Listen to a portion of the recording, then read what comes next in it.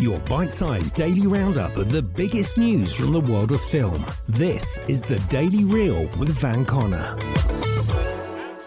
Good morning, it's Friday, June the 11th, the day E.T. and Grease 2 were released in 1983, Ferris Bueller took his day off today in 1986, Jurassic Park opened in 1993, and Austin Powers became the spy who, today in 1999. It's birthday to Hugh Laurie, Shia LaBeouf, Joshua Jackson and Peter Dinklage, and it's the day all of this is going on.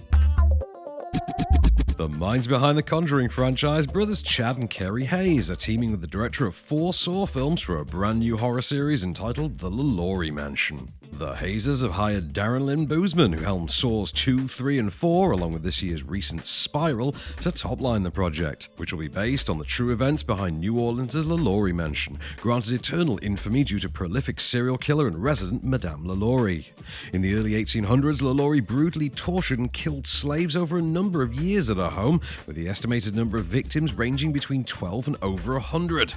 Her crimes may not have been discovered at all were it not for the cook she kept chained to a stove attempting suicide, an attempt that caused a serious house fire and an investigation of the mansion which revealed 7 slaves in her attic, all in varying states of distress. Some were beaten to the point of madness, others had their eyes gouged out or their limbs torn and stretched, and some still had their mouths filled with fecal matter and sewn shut.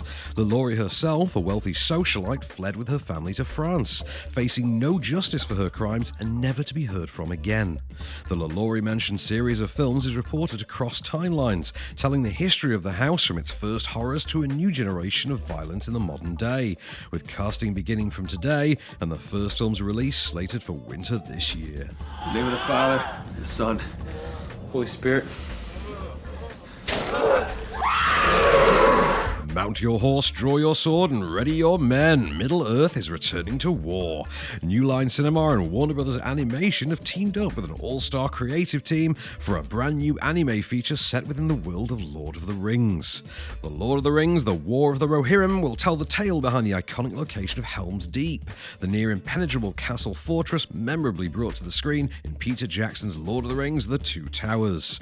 The project will centre on Helm Hammerhand, the legendary king of Rohan, for whom the structure is named, famed in Middle-earth lore for a bloody and lengthy war that nearly claimed the lands. The new theatrical animated film won't be connected to the forthcoming Amazon TV series, which is set in the so-called Second Age, millennia before the story most familiar to audiences.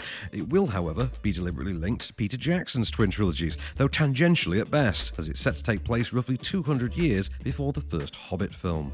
Kenji Kamiyama, established anime director and the man behind Netflix's well-received Ultraman reboot, is set to helm the project, adapting a screenplay from the Dark Crystal Age of Resistance writers Jeffrey Addis and Will Matthews, and with consulting assistance from the Oscar-winning scribe behind Return of the King, Philippa Boyens.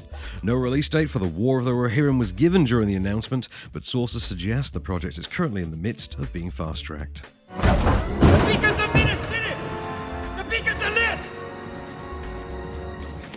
Gun knuckles for 8!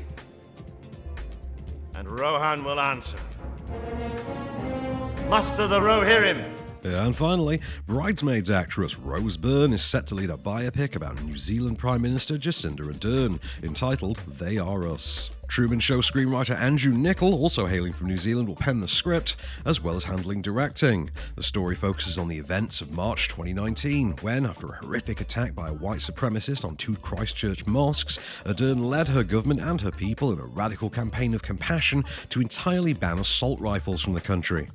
In a statement, Niccol said, "They Are Us is not so much about the attack, but the response to the attack. How an unprecedented act of hate was overcome by an outpouring of love and support. It is an example of how we should respond when there's an attack on our fellow human beings." The film will take its title from Adern's powerful speech, given in honour of the victims of the massacre. Again, no concrete release date was given on this one, but expect things to move swiftly, given Adern's immense international popularity following her handling of the COVID-19 pandemic. Many of those who will have been directly affected by this shooting may be migrants to New Zealand. They may even be refugees here. They have chosen to make New Zealand their home, and it is their home. They are us. In UK cinemas from today, you can see The Father, Ellie and Abby and Ellie's Dead Aunt, Mandarby and Me, Myself and Die, while 69, The Saga of Danny Hernandez, and Running Against the Wind are available on digital. Netflix today are adding the Indian-American coming-of-age sports drama Skater Girl and the Chinese animated adventure Wish Dragon, while Mubi's getting Shiver Baby, and Amazon Prime gets Legally Blonde and Legally Blonde 2, Red, White and Blonde. On Freeview tonight, you can catch The 40-Year-Old Virgin on ITV2, Phantom Thread on BBC2, the 2003 remake of The Italian Job on ITV4, The Sum of All Fears on 5 USA, the Oscar-winning Tina Turner biopic What's Love Got to Do With It, and psycho thriller The Hand That Rocks the Cradle are on 5-star, Dave is showing Once Upon a Time in Mexico, the Horror Channel's got Seventh Moon and The Exorcist 3, great movies are showing Reign of Fire and Warrior, and on Film 4 there's The Hunger Games Mockingjay Part 2, Hancock and Assassination Nation. While the Sky Cinema and Now premiere for today is the romantic tragedy drama All My Life. That was the Daily Reel for Friday, June the 11th. Have a great weekend, stay safe, keep it cinematic, don't forget to leave us a rating or review wherever you listen to the show, and we'll be back on Monday.